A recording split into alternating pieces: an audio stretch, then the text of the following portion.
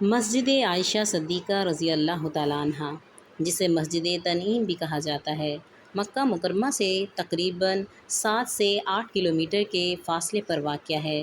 یہ مسجد حضرت عائشہ صدیقہ رضی اللہ تعالیٰ عنہ کے نام سے منسوب ہے، جو نبی کریم صلی اللہ علیہ وسلم کی زوجہ مطہرہ تھیں۔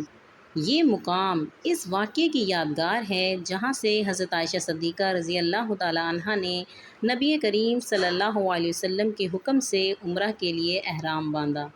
جو لوگ مکہ میں قیام پذیر ہوتے ہیں اور عمرہ کرنا چاہتے ہیں، وہ اسی مسجد سے احرام باندھتے ہیں۔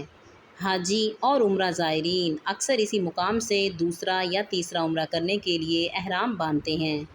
مسجد عائشہ مکہ سے بہت قریب واقع ہے اور وہاں تک گاڑیاں اور ٹیکسیاں آسانی سے دستیاب ہوتی ہیں۔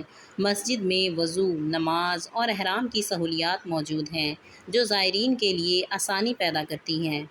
ایک روحانی اور فقہی طور پر اہم مقام ہے جو حضرت عائشہ صدیقہ رضی اللہ تعالیٰ عنہ کی نسبت سے مشہور ہے۔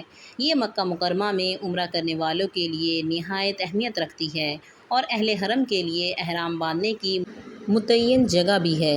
جزاکم اللہ خیر۔ السلام علیکم ورحمۃ اللہ وبرکاتہ۔